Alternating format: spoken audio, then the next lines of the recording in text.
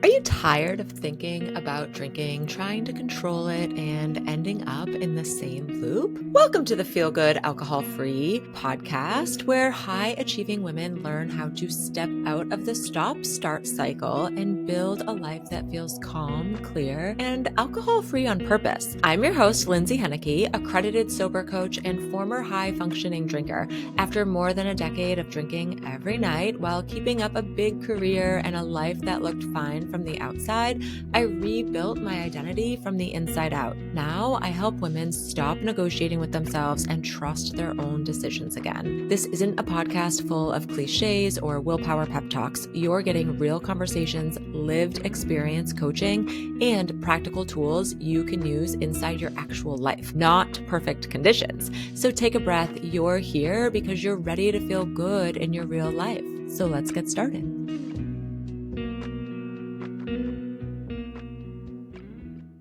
Hello, welcome back. I'm so glad that you're here. Every time I sit down to record a podcast, I spend kind of a ridiculous amount of time gearing up for it and reading through my talking points and giving myself a pep talk about, okay, Lindsay, don't go off into too many tangents here. Let's try to stay on track, because something about me that a little fun fact is that I love context. Something that my husband might say to me is, you had to say all of that to tell me you don't want pizza for dinner tonight, because I just am constantly walking through out loud everything that's going on in my head. And I don't know, there's good and bad to that, I guess. And so now, I am a context forward person, which leads me to sometimes maybe giving a little TMI and sometimes more than what you need or care for. So if that happens sometimes in the podcast,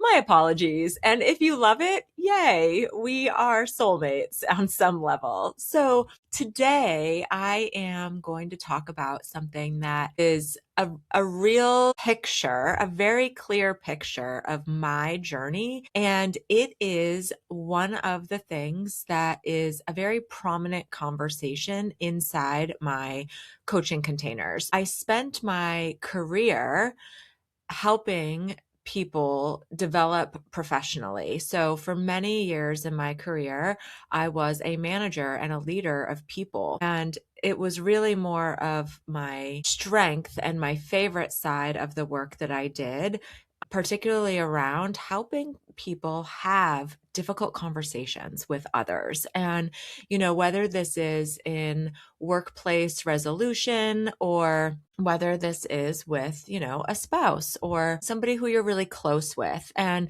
one of the things that I learned throughout my journey of becoming alcohol free was that I was shedding a layer of myself that everybody was really used to. I affectionately refer to myself as the one more round girl.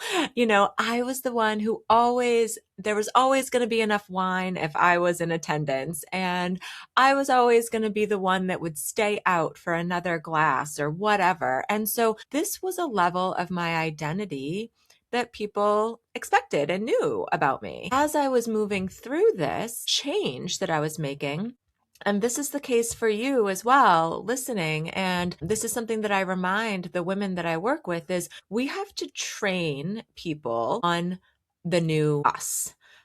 What that looks like can feel kind of bad sometimes. And so we're going to talk about that today. And it also can feel really empowering too, because as you're training others on the new version that you want to become, you are in effect reinforcing your own mindset that you're becoming that new version of you. And I'm really excited about this topic. I have to say, this is probably my favorite episode to be recording, to be honest. It's where I think I have a very big impact with the women that I work with and with what I'm able to offer people, because I find that I am very good at taking something that is really complex and feels really heavy, and breaking it down into smaller doable steps, which is, really what Feel Good AF is all about, is taking the complexity of this journey and creating little ways for you to make progress that also start to feel really big and exciting. And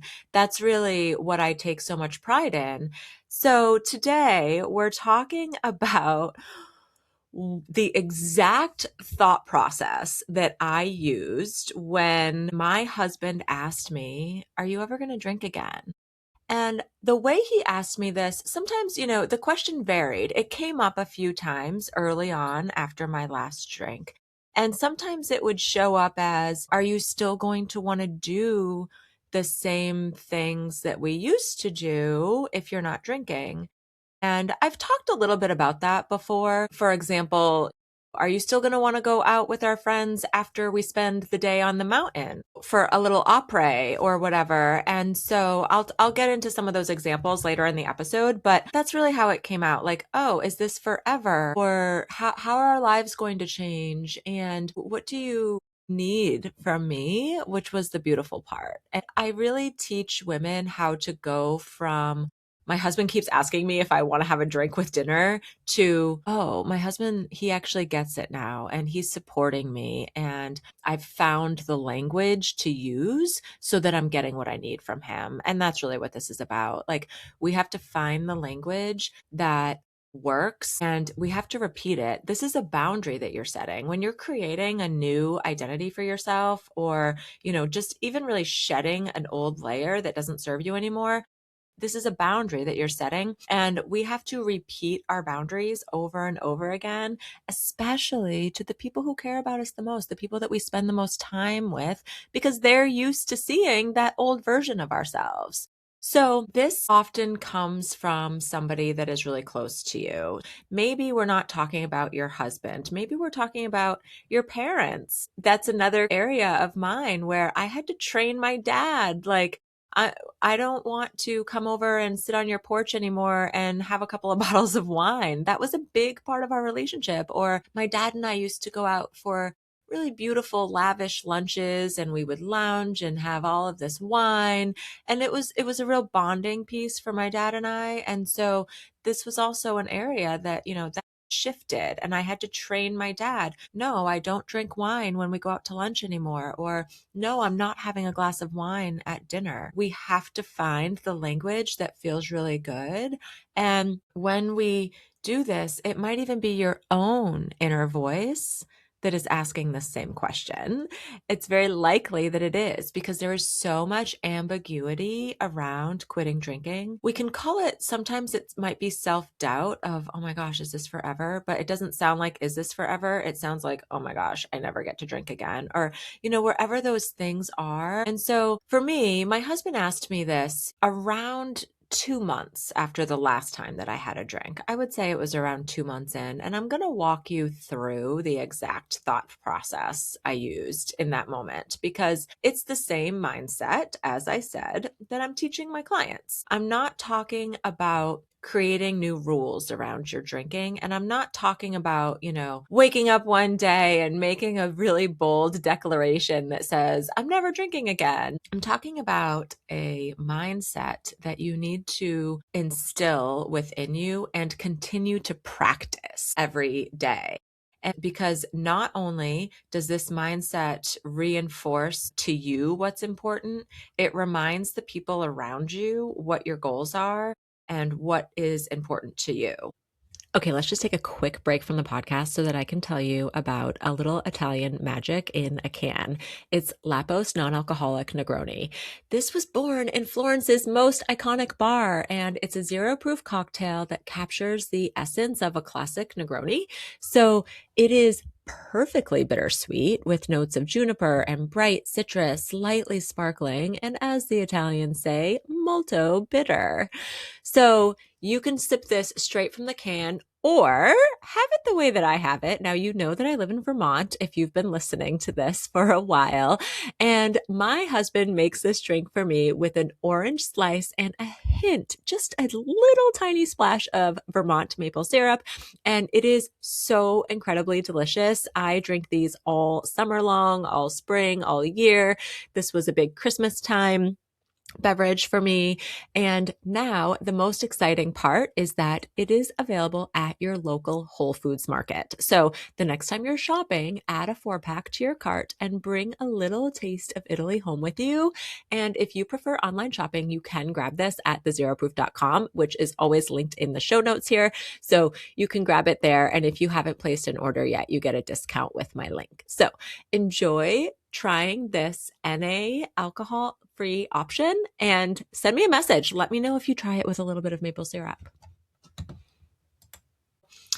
I want to also let you know here that by this point in my journey, my husband had watched me take many breaks from drinking before.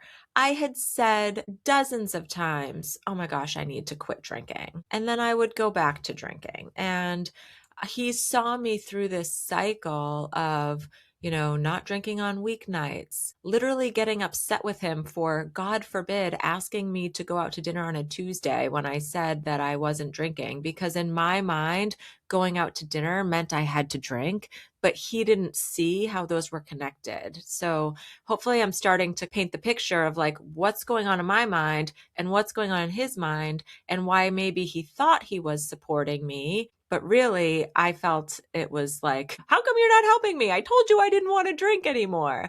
And so he'd seen this go back and forth, trying again, and then being disappointed in myself. I want you to know this didn't just appear for me. I didn't have a shiny journey here. There were years of me hating myself for, waking up in the morning and being like, why did I do that? And then there was lots of stop starts. In fact, I would even go months where I was like, forget it. I wouldn't even read Quitlet. I didn't listen to any podcast. I was just drinking every day. And then finally, I would be disgusted with myself enough again where I would dust myself off and I would, talk myself into getting, some alcohol-free days, start listening to content again. And that's a very normal part of the journey to be in this like back and forth tug of war, because we actually try really hard to keep alcohol in our lives before we realize like, okay, actually this stuff's got to go.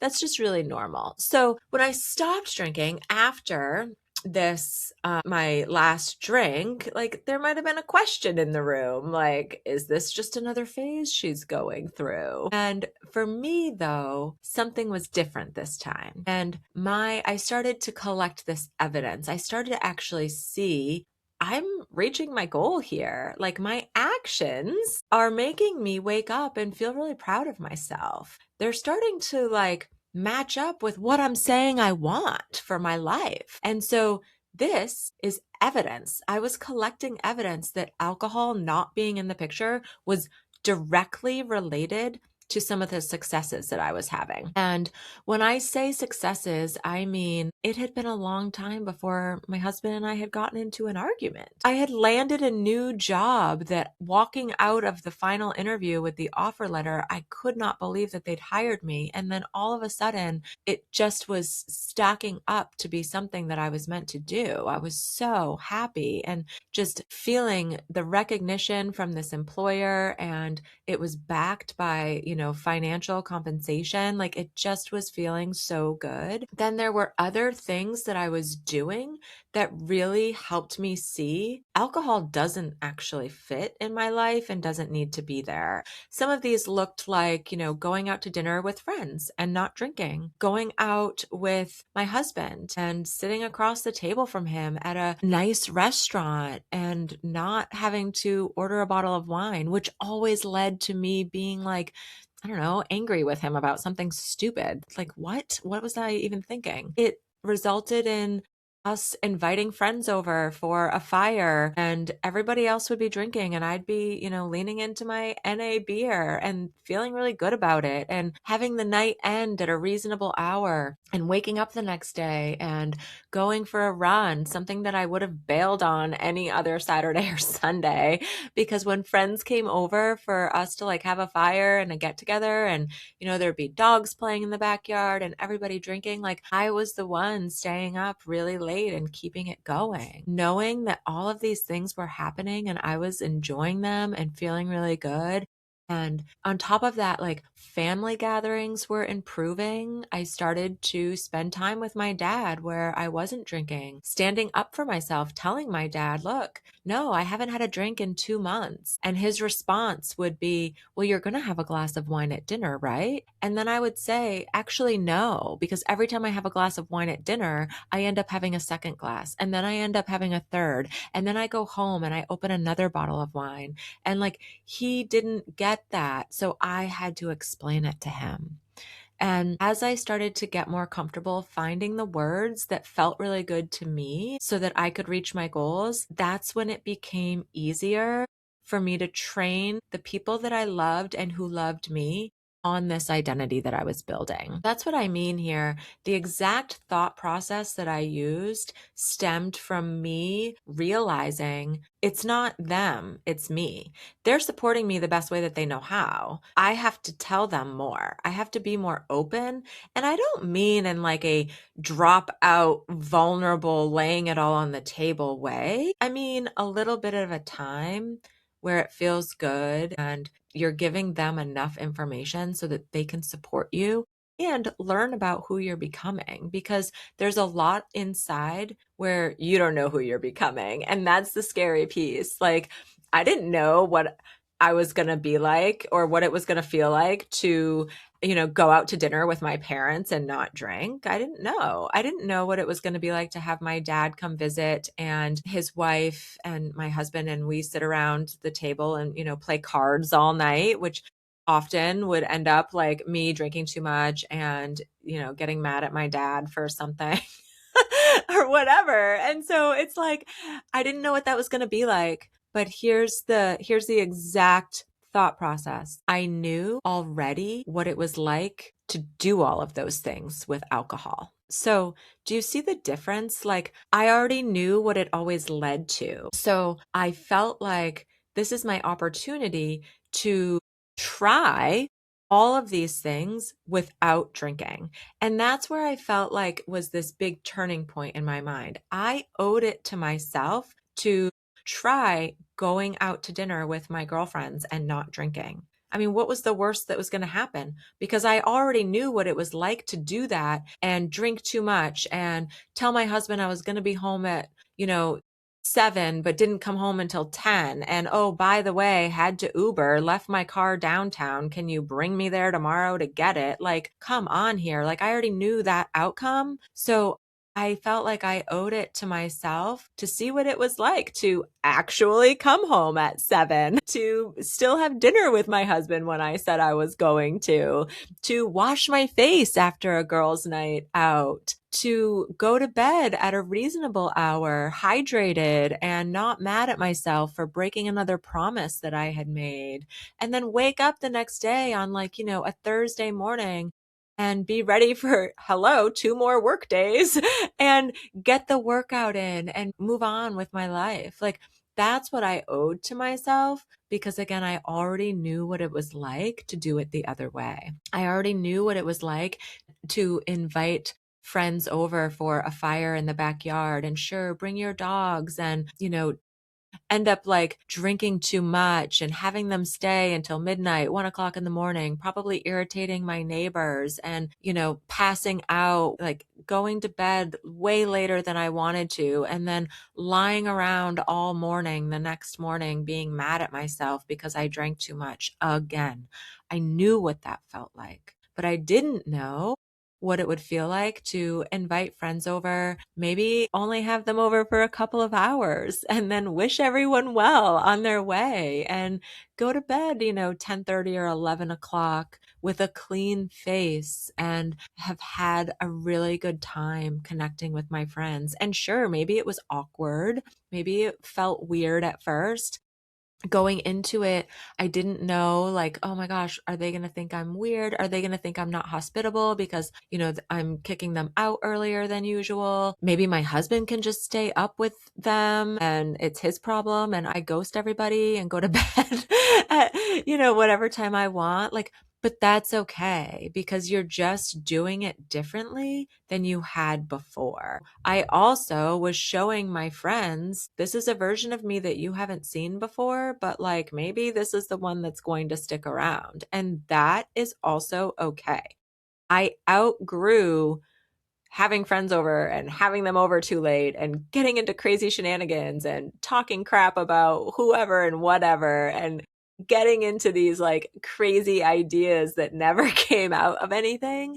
And I've grown into somebody who spends time with their friends and has meaningful conversations and is really excited to spend time with them. But it doesn't need to be for 6 or 8 hours on a Saturday night drinking too much. It can be for 3 hours and connecting. This was the evidence that I started to collect that showed me I can do all of these things and not drink.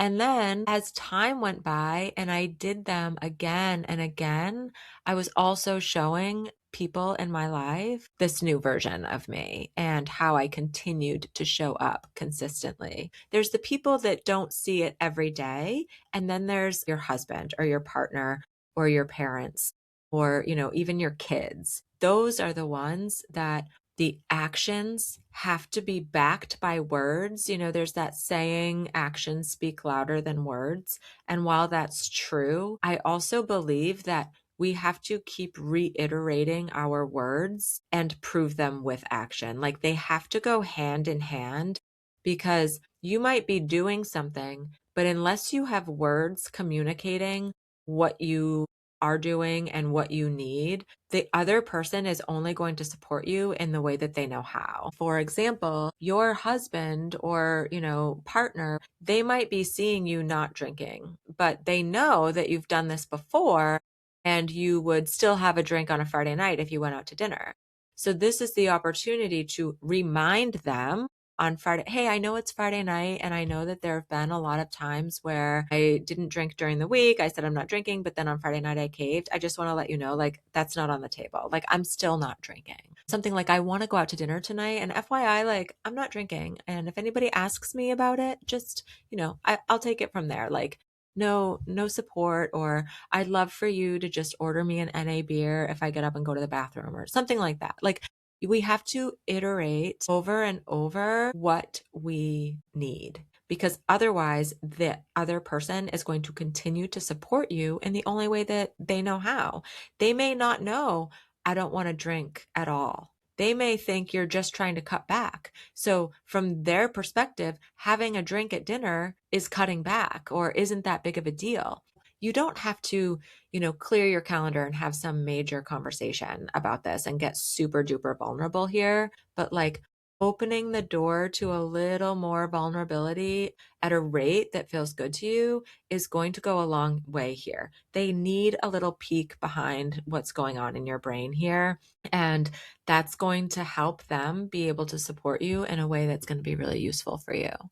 As you do this, as you do and experience the things that you used to do while drinking, your confidence is going to grow. That is 100% true because your brain is collecting evidence of like, oh, I can do this without drinking. I'm going to shift gears a little bit here into this word of forever. Now, the word forever is actually just a very scary word for our brains, no matter what it is that we're going to change. It's like if I were to say, oh my gosh, I never get to have ice cream again, I would go into panic mode and go buy out all of the Ben and Jerry's ice cream at the grocery store and eat every single pint as fast as I could. And so our brains are wired to seek certainty, and forever feels like a life sentence. And this is why I don't want you thinking about forever. And eventually your brain is just going to go into a place of like, oh yeah, I don't drink anymore. And the word forever doesn't even really apply because it doesn't matter to you anymore. So when we think something is being taken away forever, the brain is going to push back on that like over and over again. Here's what I started to realize when I was using this word. I did not need to solve this forever scenario in my mind. I only needed to honor what I already knew, which, I've just spent the last however many minutes telling you about. I already knew what it was like to drink. I wanted to continue to discover what it was like to not drink. I want to slow things down a little bit. Context. I probably maybe have provided you with a little too much, but let's look at what my internal response was when I went through my thought process here. I already know what my life looks like with alcohol. I had years of data. I already knew just one glass was never just one for me. So maybe you're nodding along and that's you too. I already knew where that road would lead, hence my earlier examples. And what I do not fully know yet is what becomes possible if I keep going without alcohol. So instead of answering the forever question, I really anchored into something that was much more valuable to me. I don't know if I will ever drink again. I just know I need to keep trying my life without it. That is what I said to my husband, because I didn't also know how our lives were going to change. I was really honest with him about that, but I just said, I have to keep trying. And if I'm being like really open about this, he saw it too. He saw the changes in me. But it doesn't take away his curiosity of like, what's going to happen? How does this impact our lives? And that's okay. That's fair for him to feel that way. But it's also like, okay, I'm here for it. Once he started to see and witness that I had been happier, I was happier. I was doing the things that I said I was going to do. I once had a client who we did a 1-month one-on-one program together. We met it was around 5 weeks that we were meeting, and we had 4 sessions during this time. And we would also check in with each other in between sessions. So when you work one-on-one with me, we have our one-on-one sessions, and then we also communicate through voice text messaging just for accountability and support in between our weekly sessions. And this woman, she started with me, and we created this set of goals for her of what she wanted, and not just related to drinking. Some of them were related to work, and she had sort of a vision for herself of how she wanted to be living. She was around 3 weeks in, and had gone out to dinner with her boyfriend. They lived together. And she said, Lindsay, he said something to me that I didn't even realize was going to make me feel so good. He said, it is so hot watching you reach your goals. How amazing is that? And she was like, I have never felt so good about what I'm doing as when he said that. He told me that it was hot, that I was chasing my goals and reaching them. It really changed her perspective. Now, I will also say that I spoke with her about a month ago. We started our work together in September. So what are we now? We're in March. I spoke with her at the beginning of the year, and she's still alcohol free. She hasn't had anything to drink. She's doing really hard things, but she's going after her goals, and it feels good. She started to open up to him. She got a little bit vulnerable, and then she really reaped the benefit. That compliment really lifted her up. So I just want you to know, people think it's sexy when you're going after your goals and keeping your promises. Okay, so sorry, again, context, tangents, that's my middle name. Our brains are constantly gathering evidence to support what we believe is true. And so, this is a perfect example of my client whose boyfriend said this to her. Like, she's like collecting evidence, like, oh my gosh, I'm reaching my goals. He's seeing it. Like, this is reinforcement. Confirmation bias research really shows that our brain strengthens neural pathways based on repeated experiences. So that's what I mean. You have to keep trying the thing without alcohol, and then it starts to feel more normal. It starts to feel natural. Every alcohol-free experience that I was going through and that you are going through was giving my brain new proof. Proof that I could still connect with friends, proof that I could still have fun, proof that I fit in, I belonged. Confidence is not built through waking up one day and saying, I'm never drinking again. That is not going to fuel your confidence. It's built through evidence. It's built through that confirmation and that continuation that you're doing this. So, okay, at some point, this stops being about willpower. So maybe right now you're telling yourself, I need more willpower. And I want you to hear this. Your identity is built through action. This was another aha moment for me. This wasn't about willpower. It was about my identity. It was about who I wanted to become and what I wanted every day to look like. Every time your behavior matches the woman that you want to become, that identity is what's strengthening. I wasn't like forcing this new life that I wanted. I was practicing it. And that's what you're doing too. You have to practice living without alcohol. I told my husband, I don't know if I'll ever drink again, but I know the version of me that drinks, and I don't want that life anymore. And I am starting to see too many good things happen without alcohol to ignore that. I had the proof. So you don't need a 3-year, 5-year, or 20-year plan to change your life. You just need to be like really honest about what it is that you know. Like, what are the facts that you know right now? And this mindset is going to remove that pressure. It removes that rebellion inside you. Really importantly, it removes this deprivation feeling, because this is what turns this into your decision and your choice versus I can't have or I never get to. These are thought tracks that are not going to support you. You're not banning alcohol. You are gathering more data, but this time you're actually using the data that you already have. I hope that makes sense.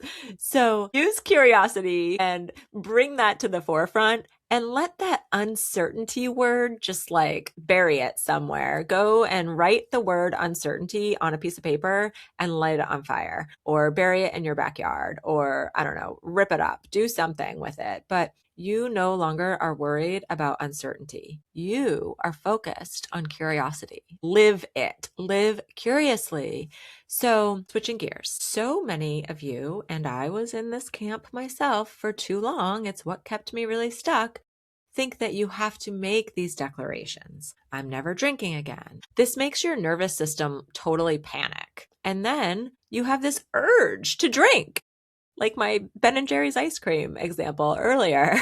So then it's like we have this like rigidity that we start to build in our life. And what does that turn into? Trying to rely on willpower. And that backfires. You are in an era of self-leadership. Self-leadership is what invites expansion into this next level of yourself. Okay. So I want you to keep an evidence journal. You know I love an assignment. And this week, I want you to become a collector of proof.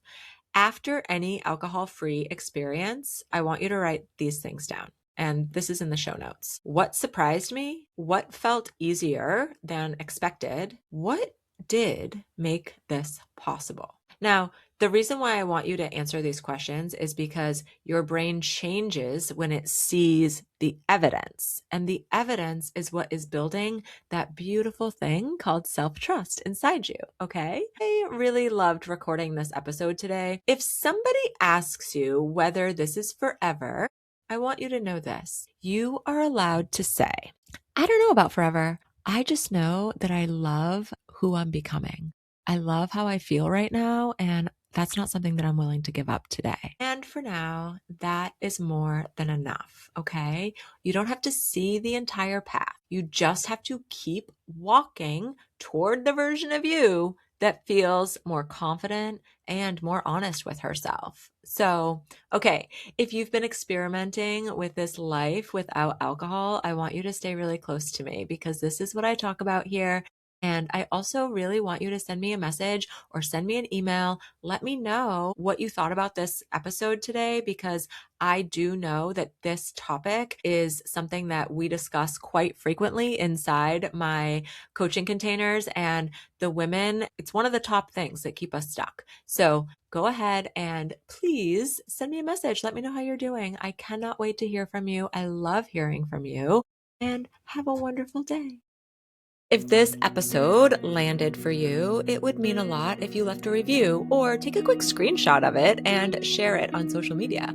That's how this show reaches more women who are ready to stop living in the drinking loop and start leading themselves with confidence again. I'm on a mission to change the way high-achieving women think about alcohol, because you don't need more willpower or more rules around your drinking. You need real support, real tools, and the truth about what's actually possible for you. So keep showing up for yourself, keep telling the truth about what you want. And remember, the life you want isn't found in a glass or a bottle of wine. It's built in the decisions that you can stand behind, the ones that you feel really good about. My DMs are always open, and I can't wait to get to know you better. I will see you next week in the next episode.